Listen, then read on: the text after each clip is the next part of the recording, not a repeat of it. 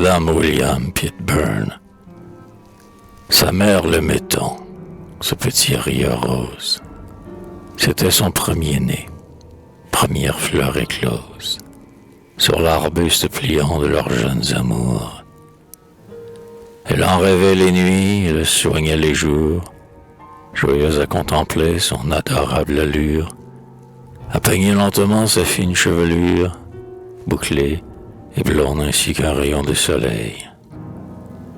À coller ses baisers sur son grand œil, pareil au bleuet printanier où l'aube a mis ses larmes, à le laver, riant de ses folles alarmes, quand il se révoltait, craintif et suffocant, de l'eau trop abondante et du savon piquant, et devant son miroir doré faisait la moue, en regardant la neige éclose sur sa joue.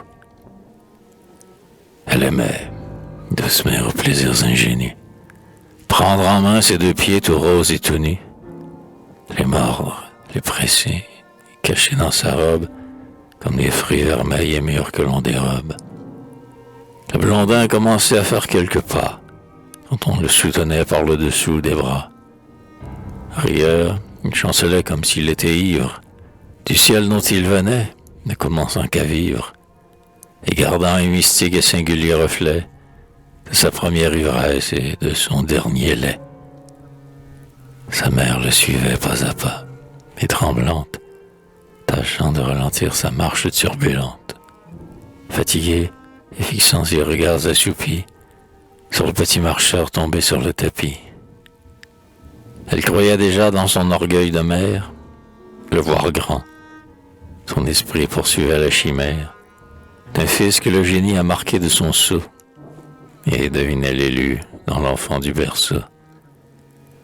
Ô mère, qui de vous n'a pas rêvé la gloire, lorsque le soir tombait dans la chambre plus noire, qu'une lampe appendue au plafond étoilait, la mère récitait un petit chapelet devant un crucifix de cuivre à la muraille, et disait à l'enfant de baiser la médaille, puis dans son berceau bleu le couchait mollement, essayant qu'il lui dit tout bas « Bonsoir, maman ». Ou qu'en joignant les mains, il dit de sa voix tendre le doux nom de Jésus incliné pour l'entendre. Mais elle s'épuisait à ce l'avènement. L'enfant lui répondait par un vagissement, triste et mystérieux, comme un flot qui se brise, contre un écueil, ou comme une plainte de brise, frôlant les arbres morts dans les nuits de printemps. Et la mère disait, il n'est pas encore temps, il parlera demain, il faut bien qu'il commence. Puis, chantant une vieille et naïve romance, il agitait du pied le berceau de l'enfant, qui dans ses draps neigeux se roulait triomphant.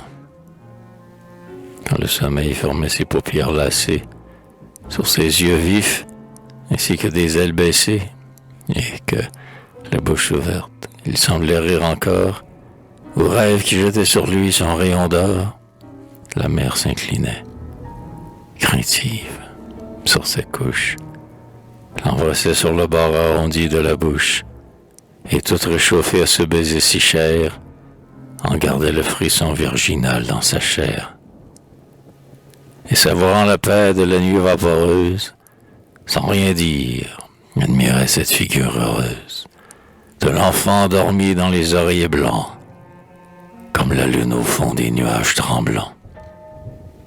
Ô nature, pourquoi toujours briser nos rêves et mettre le reflux près du flux sur nos grèves? Pourquoi, quand les oiseaux babillent dans les bois, cet enfant devait-il muet, triste et sans voix, près de sa mère en pleurs, grandir sans rien apprendre, ne pas être compris et ne pas la comprendre? La mère qui sait tout, en longs vêtements noirs, n'osant sortir le jour, se promène les soirs, conduisant par la main le petit muet pâle, et, comme un saint qui veille une pierre tombale, lui jetant, sans rien dire, un regard adouci, L'enfant ne parlant pas, elle s'est tue aussi.